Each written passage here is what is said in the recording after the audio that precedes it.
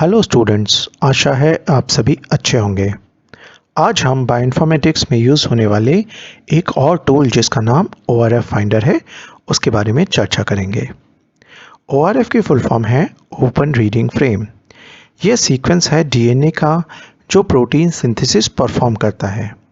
इसके पास initiation codon होता है, टर्मिनेशन कोडॉन होता है और इन दोनों कोडॉन्स के बीच में DNA स्ट्रेच होता है जो किसी फंक्शनल प्रोटीन को कोड कर रहा होता है। स्टार्ट कोडॉन जनरली ATG होता है, जबकि स्टॉप कोडॉन TEA, TAG या फिर TGA होता है। NCBI की वेबसाइट पर ORF फाइंडर टूल उपलब्ध होता है, जिसे हम प्रयोग कर सकते हैं किसी न्यूक्लियोटाइड सीक्वेंस के अंदर ORF फाइंड करने में। NCBI ORF फाइंडर का वेबसाइट एड्रेस है ncbi.nlm.nih.gov/ORF finder/। आप चाहें तो डायरेक्टली भी अपने ब्राउज़र पर NCBI ORF टाइप करके इस पेज पर पहुंच सकते हैं।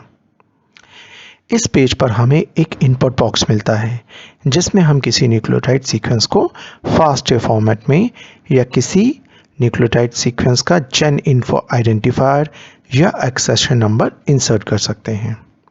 यहाँ मेरे पास फास्ट ए फॉर्मेट में एक स्पीशी का इंसुलिन जीन सीक्वेंस है, जिसे मैं यहाँ पेस्ट कर देता हूँ। नेक्स्ट है फ्रॉम और टू। आप चाहें तो अपने DNA सीक्वेंस में किसी स्पेसिफिक रीजन को सेलेक्ट करना चाहें तो वो भी कर सकते हैं। आपको सिर्फ न्यूक्लियोटाइड का नंबर यहाँ देना पड़ेगा जिसमें आप ORF फाइंड करना चाहते हैं।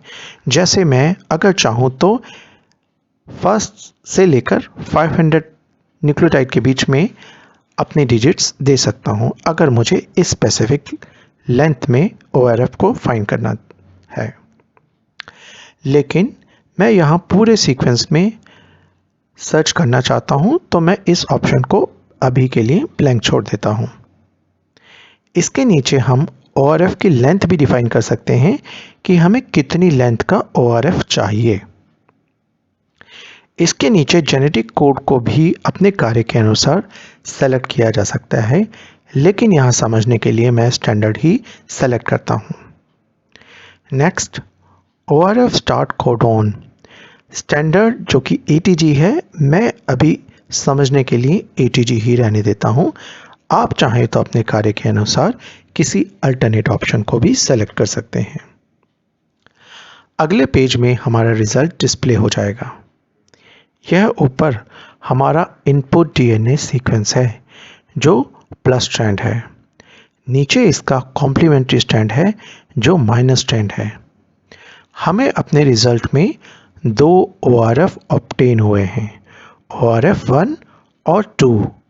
और आप अगर ORF 1 को देखें तो इसकी एरो राइट साइड है, इसका मतलब ये प्लस स्ट्रैंड के लिए हैं, जबकि ORF 2 की डायरेक्शन लेफ्ट साइड है जो कि इंडिकेट कर रही है ये माइनस स्ट्रैंड के लिए है।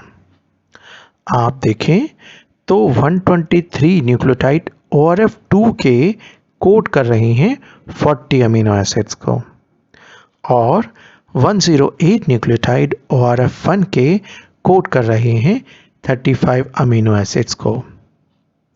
यहाँ ORF 1 का स्टार्ट कोडॉन 49th पोजीशन पर है और स्टॉप कोडॉन 156th पोजीशन पर है।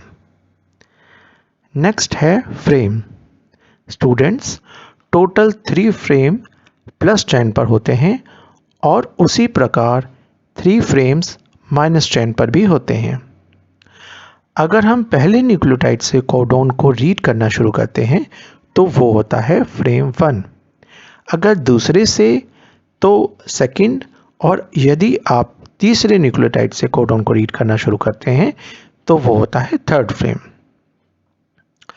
लेफ्ट साइड में हम डिस्प्ले में ORF के न्यूक्लियोटाइड सीक्वेंस भी देख सकते हैं और यदि आप प्रोटीन सेलेक्ट करेंगे तो प्रोटीन सीक्वेंस भी देख सकते हैं। तो यह था कंप्लीट NCBI ORF फाइंडर का रिव्यू। आशा है इस टूल को आप आसानी से उपयोग कर सकते हैं। इस सीरीज़ को पूर्ण सहयोग और प्रेरणा देने के लिए मैं अर्चना मैम का आभार प्रकट करता हूँ। आप सभी का भी धन्यवाद।